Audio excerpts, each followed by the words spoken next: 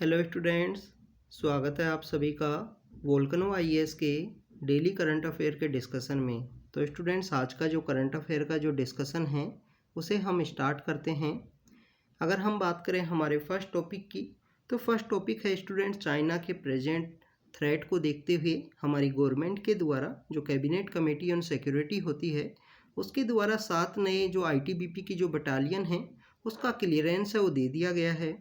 Vibrant village programme के बारे में भी बात की गई है इसी न्यूज़ के अंदर। तो इस 2-3 टॉपिक हैं इस न्यूज़ के अंदर। हम कैबिनेट कमेटीज़ के बारे में भी देखेंगे इस टॉपिक के अंदर।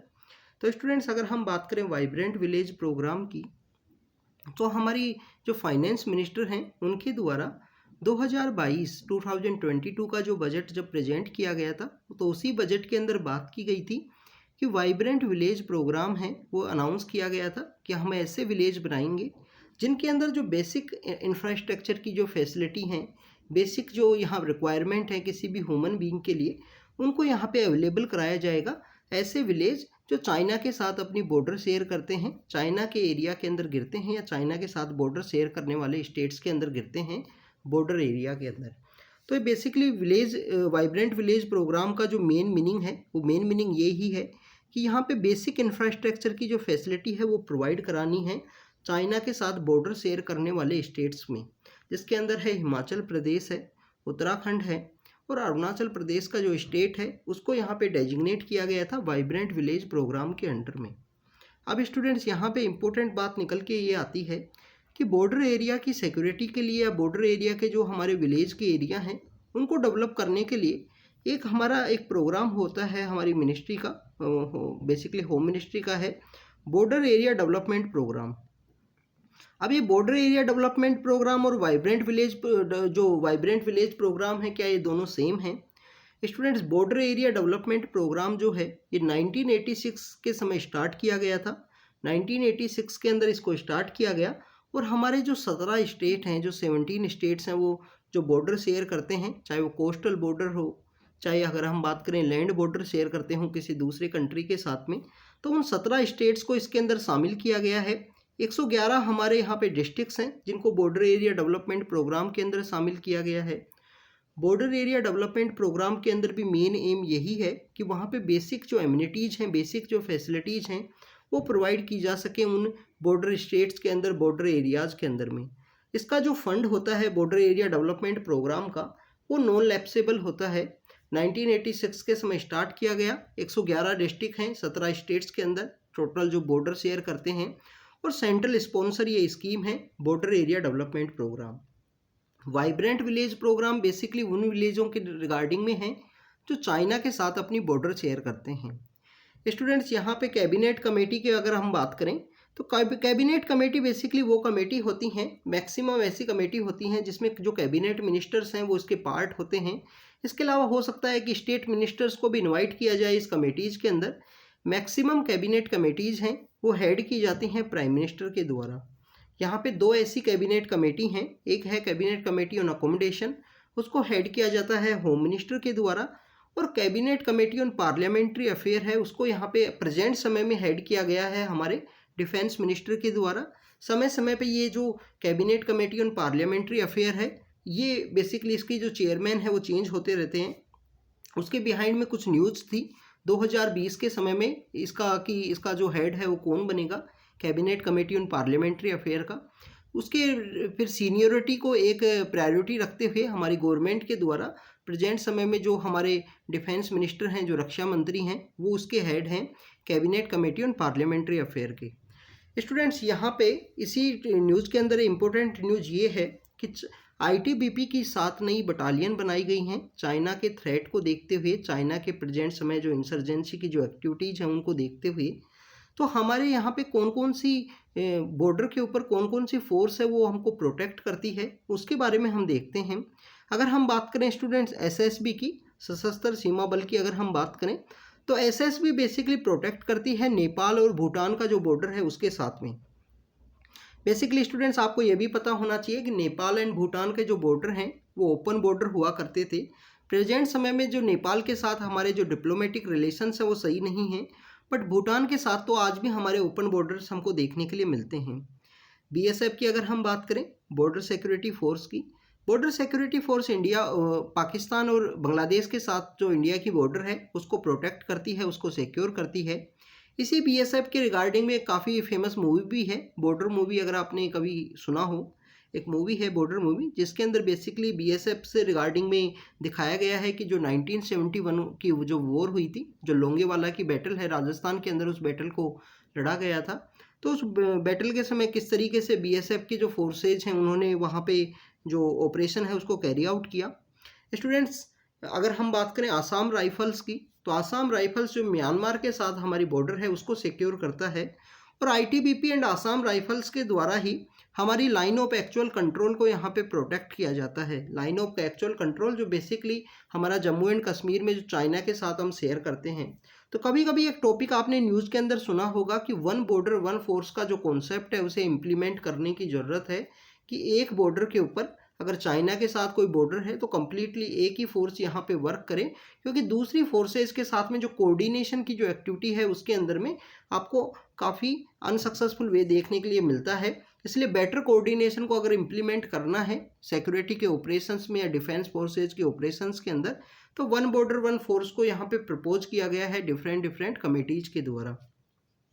स्टूडेंट्स, ये वाइब्रेंट विलेज प्रोग्राम के बारे में हमने कुछ डिस्कस किया, बॉर्डर एरिया डेवलपमेंट प्रोग्राम के बारे में भी देखा, और हमने देखा वन बॉर्डर वन फोर्स के बारे में, और जो कैबिनेट कमेटीज हैं उनके बारे में यहाँ पे डिस्कस किया। स्टूडेंट्स, अगर हम बात करें नेक्स्ट टॉपिक की, नेक्स्ट टॉपिक है पढ़हैया नाम की एक ट्राइब होती है जो झारखंड के अंदर पाई जाती है। पढ़हैयाज की ये जो ट्राइब है, इससे रिलेटेड एक केस स्टडी आज के द हिंदू के अंदर पब्लिश की गई है कि बेसिकली इन लोगों को जो ग्रास रूट लेवल पे जो वेलफेयर एक्टिविटीज़ हैं, जो वेलफेयर स्कीम्स है वो किस तरीके से इम्प्लीमेंट की जाती हैं, किस तरीके से इन लोगों को जो बेनिफिट है वो पहुंचता है, उसके बारे में बात की गई है। स्टूडेंट्स, अगर हम पढ़हैयाज जो ट्राइब है उसके बारे में बात करें, ये आपको उत्तर प्रदेश का जो रीजन है, उत्तर प्रदेश के अंदर अगर हम स्पेशली बात करें डिस्ट्रिक्ट की, तो सोनभद्र नाम का जो डिस्ट्रिक्ट है उसके अंदर ये मिलती है। पढ़हैया नाम की जो ट्राइब है, झारखंड है, बिहार है, इन सब डिस्ट्रिक्ट्स के अंदर, इन सब के कुछ डिस्ट्रिक्ट्स के अंदर ये पाई जाती है, इन स्टेट्स के। स्टूडेंट, सोनभद्र नाम का जो डिस्ट्रिक्ट है उत्तर प्रदेश का, उसका एक इंटरेस्टिंग स्टोरी है। एक बार उसके बारे में जो कौन बनेगा करोड़पति एक क्विज शो होता है उसके रिगार्डिंग में उसके बारे में पूछा गया था। सोनभद्र बेसिकली ऐसा डिस्ट्रिक्ट है, वो 3 या 4 स्टेट्स के साथ अपनी बॉर्डर है वो शेयर करता है। आप इस वीडियो के बाद में आप उसको गूगल करना, उसके बारे में अपने एटलास के अंदर जाके देखना, सोनभद्र नाम का जो डिस्ट्रिक्ट है उत्तर प्रदेश का। या आपको अगर हम बात करें कि जो साउथ ईस्ट का जो रीजन है उसके अंदर देखने के लिए मिलेगा, साउथ ईस्ट के रीजन के अंदर उत्तर प्रदेश के अंदर सोनभद्र, और सोनभद्र अपनी बॉर्डर शेयर करता है बिहार के साथ में, झारखंड के साथ में, मध्य प्रदेश के साथ में अपनी बॉर्डर शेयर करता है, और छत्तीसगढ़ के साथ अपनी बॉर्डर शेयर करता है। तो एक बार केबीसी के अंदर इससे रिगार्डिंग जो क्वेश्चन है वो पूछा गया था 2011 के समय सोनभद्र के रिगार्डिंग में। स्टूडेंट्स, हम बात करें कि सोनभद्र के अंदर में झारखंड एंड अगर जो बिहार का जो रीजन है उसके अंदर जो पढ़हैया नाम की जो ट्राइब है ये पाई जाती है। कंप्लीटली जो फॉरेस्ट का एग्रीकल्चर है उसके ऊपर ये डिपेंड है। स्लैश एंड बर्न की जो एग्रीकल्चर की जो प्रैक्टिस है वो इनके द्वारा की जाती है। फॉरेस्ट के ऊपर अपनी जो सस्टेनेंस के लिए डिपेंडेंट है, उसी के अंदर जो माइनर फॉरेस्ट प्रोड्यूस है उसको ही बेच के अपना जो जीवन यापन किया करते हैं। पढ़हैया ट्राइब के द्वारा जो ज्वालामुखी देवी हैं और धरती माता को अपने एक डाइटी के रूप में पूजा की जाती है, वर्शिप की जाती है। स्टूडेंट्स, एक और ट्राइब है पहाड़िया। पहाड़िया डिफरेंट ट्राइब है, पढ़हैयाज डिफरेंट है, इनके बारे में आपको पता होना चाहिए। पढ़हैयाज वो ट्राइब हैं जो बेसिकली आज भी अपना जो वेलफेयर स्कीम्स के ऊपर कम्प्लीटली डिपेंड हैं, एग्रीकल्चर के ऊपर कम्प्लीटली डिपेंडेंट हैं। और अगर हम पहाड़ियाज की बात करें, पहाड़ियाज का जो जिक्र है वो आपको मॉडर्न हिस्ट्री के अंदर देखने के लिए मिलता है। पहाड़ियाज के द्वारा पहाड़िया रिवोल्ट है वो की गई थी 1778 के समय में। जो उनके राजा हुआ करते थे जगन्नाथ पहाड़िया, उनके लीडरशिप में जो 1778 के समय पहाड़ियाज रिवोल्ट है वो आपको देखने के लिए मिलती है। आउटसाइडर को वो लोग डीकू के नाम से संबोधित करते हैं, डीकू के नाम से बुलाते हैं। स्टूडेंट्स, ये बेसिकली पढ़हैया ट्राइब के बारे में था। यहाँ पे बताया गया है कि इनको वेलफेयर जो स्कीम्स है उनका बेनिफिट किस तरीके से मिलता है, जिसके अंदर नेशनल फूड सिक्योरिटी एक्ट की बात की गई है, आधार सिस्टम की बात की गई है, बायोमेट्रिक किस तरीके से वर्क करता है। तो स्टूडेंट्स, ये पढ़हैया ट्राइब के बारे में कुछ डिस्कशन था। नेक्स्ट टॉपिक की अगर हम बात करें स्टूडेंट्स, कल हमने सप्तऋषि जो हमारे बजट का कॉन्सेप्ट है, जिसके अंदर बजट को 7 हिस्सों के अंदर डिवाइड किया गया है, जिसके अंदर हमने डिस्कस किया था लास्ट माइल कनेक्टिविटी से रिलेटेड कौन कौन सी स्कीम है वो गवर्नमेंट के द्वारा प्रपोज की गई हैं। आज हम बात करेंगे इंक्लूसिव डेवलपमेंट के बारे में। तो सप्तऋषि के बारे में आपको पता होना चाहिए कि सप्तऋषि में जो 7 तरीके से किस तरीके से डिवाइड किया गया है, जो 7 हिस्सों में बजट को डिवाइड किया गया है। इंक्लूसिव डेवलपमेंट के बारे में आज हम देखने वाले हैं। कल हमने last mile delivery, last mile connectivity के बारे में देखा था। इसके अलावा स्टूडेंट्स इंफ्रास्ट्रक्चर से रिलेटेड है, इंफ्रास्ट्रक्चर है, ग्रीन ग्रोथ के बारे में बात की गई है, यूथ पावर के बारे में बात की गई है, अनलीजिंग द पोटेंशियल की बात की गई है, जो हमारा डेमोग्राफिक डिविडेंड है उसको यूज किया जा सके, और फाइनेंशियल इंक्लूजन की बात की गई है इन सप्तऋषि के अंदर में। तो इस तरीके से 7 हिस्सों के अंदर बजट को डिवाइड किया गया है, सप्तऋषि बजट को।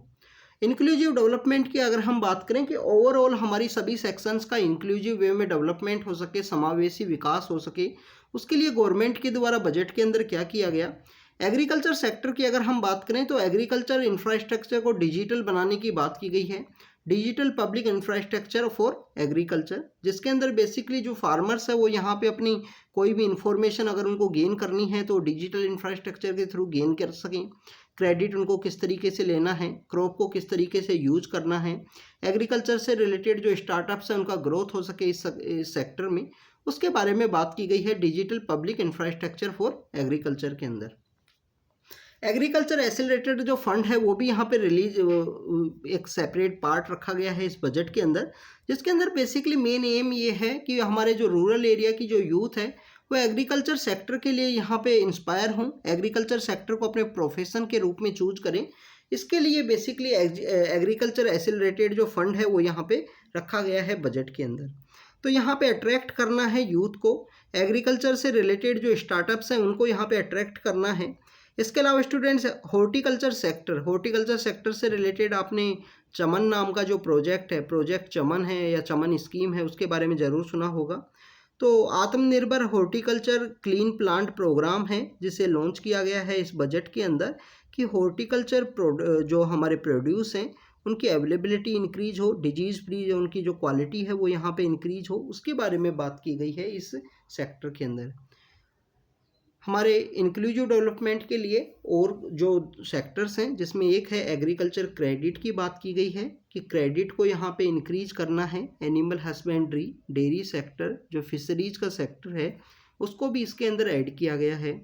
मिलेट्स को हमारे फाइनेंस मिनिस्टर के द्वारा एज ए श्री अन्न के रूप में यहाँ पे रिकॉग्नाइज किया है, और मिलेट्स के लिए गवर्नमेंट के द्वारा 2023 को इंटरनेशनल ईयर ऑफ मिलेट्स के रूप में रिकॉग्नाइज भी करवाया है यूनाइटेड नेशन जनरल असेंबली के वहाँ पे। तो मिलेट्स को श्री अन्न के रूप में यहाँ पे डिस्क्राइब करते हुए एक ग्लोबल हब क्रिएट किया जाएगा मिलेट्स के बारे में।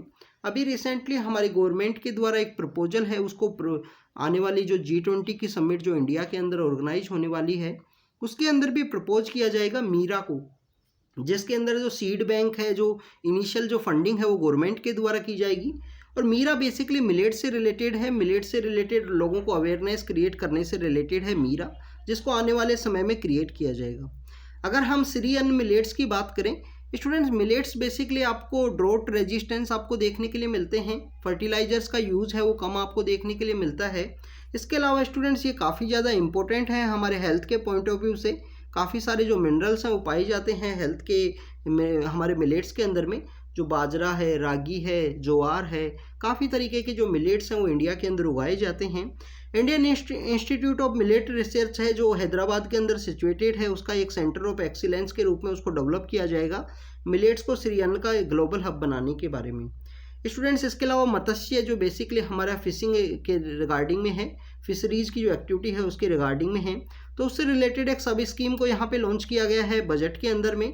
सिकल सेल एनीमिया है उसको एलिमिनेट करना है 2047 में, 2047 में। तो 2047 के समय इसको यहाँ पे सिकल सेल एनीमिया को एलिमिनेट करना है, उससे रिलेटेड जो मिशन है उसे भी लॉन्च किया गया है under the inclusive development. Student जो सिकल सेल एनीमिया की जो प्रॉब्लम है ये आपको मैक्सिमम ट्राइबल कम्युनिटी के अंदर देखने के लिए मिलती है, तो उनको यहाँ पे जो इस तरीके की जो हेल्थ की जो इश्यूज़ हैं उनसे फ्री किया जा सके, उनको सिकल सेल एनीमिया को एलिमिनेट किया जा सके, इसके रिगार्डिंग में गवर्नमेंट के द्वारा बजट के अंदर एक टारगेट है वो यहाँ पे रखा गया है। तो स्टूडेंट्स, ये सप्तऋषि का जो इंक्लूसिव डेवलपमेंट का जो सेक्शन है उसके बारे में हमने बात की। नेक्स्ट लेक्चर में डिफरेंट टॉपिक के बारे में बात करेंगे। आज हमने डिस्कस किया परहैया जो ट्राइब है झारखंड उत्तर प्रदेश का जो सोनभद्र नाम का डिस्ट्रिक्ट है और बिहार का जो कुछ एरिया है वहाँ पे पाई जाती है, उसके बारे में बात किया कि स्लैश एंड बर्न के एग्रीकल्चर की प्रैक्टिस को करते हैं। इनको परहैया जो वर्ड की अगर हम बात करें उसका मीनिंग ये है कि बर्नर ऑफ फॉरेस्ट के रूप में इनको रिकॉग्नाइज किया जाता है। शेड्यूल्ड ट्राइब का इनको स्टेटस दिया गया है हर एक स्टेट के अंदर में। वाइब्रेंट विलेज प्रोग्राम की बात की, वन बॉर्डर वन फोर्स के बारे में डिस्कस किया और कैबिनेट कमेटी ऑन सिक्योरिटी के बारे में हमने डिस्कस किया आज के करंट अफेयर के डिस्कशन में।